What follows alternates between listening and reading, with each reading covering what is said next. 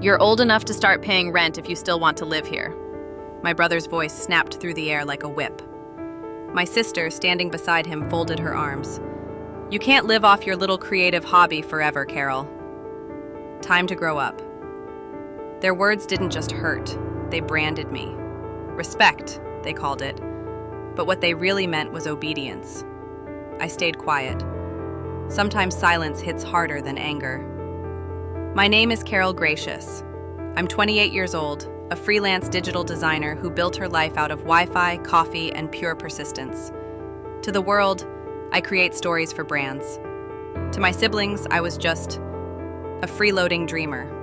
That night, as laughter spilled from the living room, I started packing. Hoodies folded like armor. My camera, my hard drives, tucked away like treasure. And on top, Grand's denim jacket. Faded, but brave. Every zip whispered the same truth. I'm done being small. My sister leaned on the doorway and sighed. You're being dramatic again. I zipped the duffel. No, I said quietly. I'm being done. The house key gleamed under the lamp as I placed it down, like a coin left on a grave. Outside, the air was damp, the kind that smells like endings and freedom. The house behind me felt hollow. The world ahead felt infinite. And for the first time in years, I wasn't afraid of the dark. The rain began to fall harder as I reached the bus stop. A man muttered to himself on the bench. I clutched my bag and waited. My phone buzzed. A message from my brother. Don't be stupid. You'll come crawling back. I almost laughed. They thought fear would drag me home. But fear had already left me the moment I walked out that door.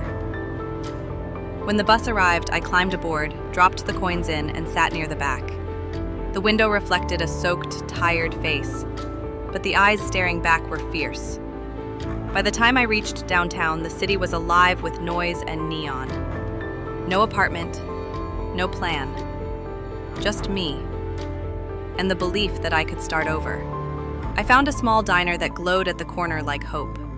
Inside, truckers, students, strangers, all lost in their own nights. I opened my laptop and started replying to clients. Work steadied me. It always had. The waitress placed a cup of steaming coffee on my table. On the house, she said kindly. You look like you've been through a storm. By morning, my wallet was nearly empty. Still, I bought a one-day pass at a co-working space I'd been too afraid to visit before. This time, I wasn't afraid. I sat in a corner, opened my laptop, and worked. Emails flew. Pitches sent. 2 small editing projects landed by lunch. That was it, the beginning. Proof that I could stand without anyone's permission. At night, I checked into a rundown motel, peeling paint, buzzing lights. But it was mine. 4 walls that didn't judge me. I lay on the thin mattress, staring at the ceiling. For the first time, silence didn't hurt. It healed. I smiled faintly. I'm still in it, I whispered. Months passed. Every morning I woke up in that tiny motel and worked like the rent depended on my courage, because it did. One client led to another and another, until one day while sipping coffee at my desk, an email popped up. From Hudson Creative Media. I froze. I'd done a small campaign for them 6 months ago, one I thought they'd forgotten. The subject line said, Partnership Proposal, Let's Reconnect. My heart stopped, then raced. Hi, Carol, the email began. We've been following your new projects. We're expanding our creative division and would love you to join, not as a freelancer, but as a partner. Let's talk. I just stared at the screen, trembling. Not charity, not validation, a partnership. 6 months ago, I was mocked for dreaming. Today, I was being paid for it. I moved into a small studio apartment soon after. Cracked walls, sunlight pouring through the window, the hum of the city below. I hung Grand's denim jacket near the door, my quiet flag of victory. When my siblings finally called, I let it ring before picking up. My brother's voice was softer this time. You really did it, didn't you? My sister added, almost whispering. You proved us wrong, Carol. You must be proud. I am, I said simply.